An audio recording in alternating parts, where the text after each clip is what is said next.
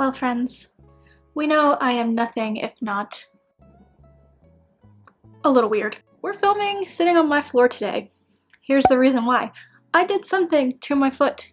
I posted on my Instagram stories a few weeks ago, well, like a week ago at this point, just a Q&A, because I think they're fun to do every once in a while, and I think that I always like watching them from my favorite YouTubers. So I'm going to do like Peloton, health-related stuff, Taylor Swift, books, home life, and pets, and then just like general like potpourri. Yeah, let's just go ahead and get started. I've got screenshots on my phone and we're going to get into it. This one I did answer to this person on Instagram so they knew. What is my Peloton username? It is Emily Shack. Just search Emily Shack. You will find me. I will follow you back. I actually have to go through and follow a bunch of people back. I haven't done that in a long time. So if I don't follow you back on... See, this is why I'm on the ground, but it's not working. If I don't follow you back on Peloton, it's not personal. I just haven't gotten around to it yet. We're just gonna move where the sun goes today. Hey, chicken. What's up? Okay, someone said, are you gonna get the Peloton rower? I have answered this one before, but I will answer it again. I would love nothing more than to get the Peloton rower. I just honestly don't know where I would put it, but I would love it. And if anybody in SF or the Bay Area has one and wants to let me come use it, you'll be my best friend. Have you tried athletic greens? Always see others promoting them on Instagram. Curious your thoughts. I haven't tried, and I think I have mixed feelings about like bloom greens and athletic greens and stuff like that. I think that like there's nothing wrong with getting more like vitamins and like that kind of stuff into your body. I think that it's not necessarily necessary. Like if you're like in the sense of like de-influencing your life, like if you just like, you know, eat your fruits and vegetables and take your vitamins, like you don't need to be drinking greens on top of that. That being said, anybody who swears by it, let me know your favorite brands down below. Maybe I'll give it a whirl. Okay, this is kind of similar. What does your diet / nutrition look like typically? Honestly, it varies. I'm not on a diet of any sort. I don't count calories. I don't do any of that. I don't track macros or anything like that. I never eat breakfast. I don't eat in the morning, like ever, because it usually makes me nauseous for the rest of the day. So I usually eat my first meal of the day between like 12 and 3 whenever I get hungry at that point. Lunches is usually something like I have like a breakfast sandwich, like a bacon, egg, and cheese English muffin, or like a turkey, an avocado sandwich. If I go out, then I'll usually do something that I can make last for more than one meal, like a sweet green salad I can usually make into 2 lunches. Chipotle bowl I can do for like 3 days. At Chipotle I get a bowl, brown rice, no beans, with chicken, mild and hot salsa, and then sour cream, cheese, guac, and lettuce. Dinners are, I don't eat red meat very often because again it just doesn't agree with me. I don't eat a lot of pork, so mainly like the protein that I eat is chicken, so usually it's usually just some variation of like chicken and a side. And like the light beams from my rings, my cats are chasing them again. How to work out when you're not motivated? I'm struggling. Girl, I don't know.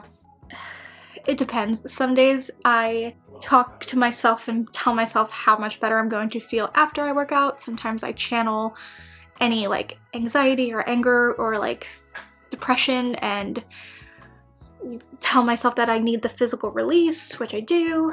Sometimes I just give into it and I don't do anything. It depends. Motivation is not an easy task for me, but repetition and habit building helps. How do you measure success in your health journey? That's a great question, because I don't diet and I don't really weigh myself that often. I have been like once a month for my Ozempic videos because people have been curious. I measure my success in terms of how I feel. So when I first got here to San Francisco, I was way more overweight than I am now, and I had such a hard time adjusting to city life and not having a car and walking to where I needed to go, and like my feet always hurt and I was sweaty all the time, and like, Olive, I'm gonna take my rings off because these cats are going nuts. Do your cats do that? They like attack the lights on the wall. They're insane. So when I started working out more, I wasn't seeing that much progress like on the Peloton bike itself, but I felt myself getting healthier because I knew like I could go out and do the walks and my feet wouldn't hurt and I could walk longer and I wouldn't break a sweat, you know, walking around the corner to like pick up my packages and stuff like that. That was a big measure of success for me. And now at this point, like a year later into it, it's really, I just based on how I feel. As long as I'm feeling good in my body and I'm not in pain and I don't feel sluggish, I don't feel weighed down or gross, like that's a success to me. I don't know if that makes sense, but that's how I do it. And then of course with Peloton, like I care about PRs, I care about my outputs, not all the time, not on every ride, but I do care about that kind of stuff. I care about increasing the amount of miles that I ride and, you know, that stuff too, like the actual like trackable numbers.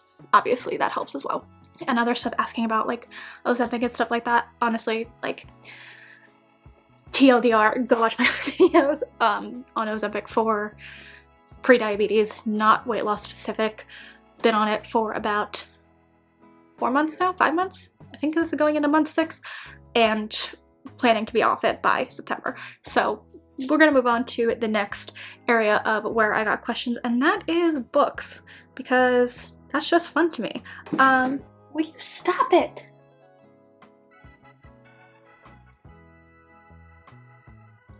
Does anybody want a very bad cat? He's for free. He's for free. Stanky boy. Super smelly stank boy. Okay, yeah, so asking book questions now. ACOTAR, Throne of Glass, or Crescent City? I have not read Throne of Glass or Crescent City yet. I got 200 pages into Crescent City once and it was like, I couldn't, it was, honestly I started reading it the day that Midnight's was coming out and I just like, I had to focus my energy on Taylor Swift and I haven't picked it back up yet. So I'm gonna say ACOTAR because it's the only one I've actually read. Do I own all of the books? Yes. Do I own paperback and hardcovers? Yes. Do I also own them on Kindle because the books hurt my hands? Yes. Do I prefer hardcovers or paperbacks? I prefer paperbacks. I like the look of hardcovers, but I prefer to read a paperback 100%, and I will crack the ever-loving fuck out of that spine. Favorite genre of book and favorite book trope. So what I'm into right now is smutty romance. That has not always been my favorite genre though. I like fantasy. I like, I've always liked romance, but like dark romance, rom-coms. I was very big into young adult for a while. I have a love-hate relationship with mystery because I'm not someone who cannot finish a book. Like if I pick a book up, I'm finishing it. And especially with a mystery because I have to know how it ends, but there's so many bad ones and that drives me nuts. But just like general fiction, I would say, like give me anything fiction. Who is your favorite author? I don't know that I have a favorite author. I have a couple of favorite authors. I've been really into Tessa Bailey lately, Taylor Jenkins Reid, Emily Henry, and then like, gosh, do I have any other ones? I'm trying to think like who I used to read when I was younger. You see it now, right? Do you see what's happening here? Yeah. I read a lot of Jodi Picoult growing up. That was the end of that question. And now I'm going to move on to a question that feels relevant in this moment. Will you ever get more cats?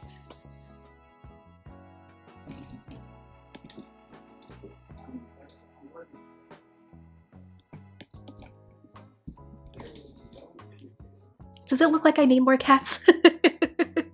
I've already got too many cats. I would take all the cats if I could rescue them all. I will kill you in your sleep. I'm going to kill you. You understand this? Mama, I just tried to get the light, babe. I know, do. Stinky, stinky bad boy. Okay, so I got questions about Taylor Swift. One asked, did I get tickets to the Eras tour? Yes, you know I got my tickets. I was in the trenches. I was fighting for my life, but I got them. Honestly, I'd pay resale. I still might pay resale. I might, because I did not get tickets for Santa Clara, which is a stadium here in the Bay Area. I am going to SoFi Stadium for closing night and another night. I will be in LA. So anybody who's gonna be, especially closing night, I say we have a closing night meetup Swiftie party. I want to make that happen. Anybody gonna be there, let me know.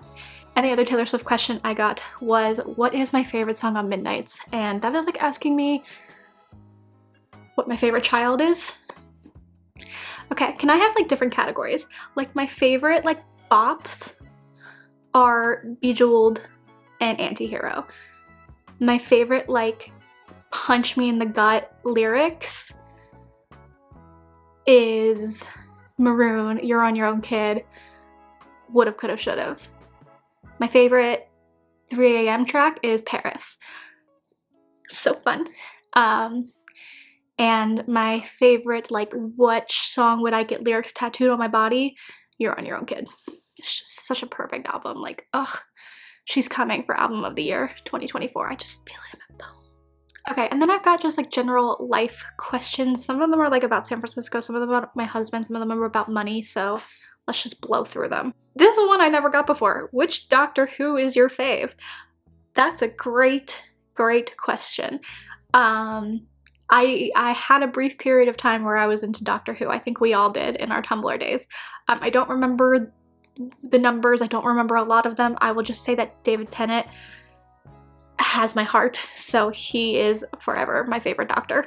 Do you go to therapy? Yes, I do. I just started therapy, if you can believe it, this year.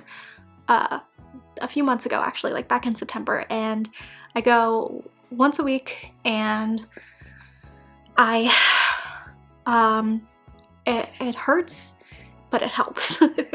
We're still digging into a lot of stuff. Will you ever make videos with your husband? Probably not. He just has no interest in being on camera. Here's a good one. Who makes more money? Not me. It's never been me. Like, I ain't saying she a gold digger, but no, I'm just kidding. No, John makes more money than I do. Always has. What does your husband do and how much do y'all make to live in San Francisco? It's a struggle. This bitch is expensive. He's in tech, and that, I mean, I wouldn't give you more information anyway because he's kind of private, but I have no idea what he does. He tells me all the time and it's just like in one ear and out the other. I don't know what any of my friends do. I don't know what anybody does for a living. How much do y'all make? His salary reflects the cost of living. How do you make money with YouTube? So I don't make a ton of money with YouTube right now, honestly.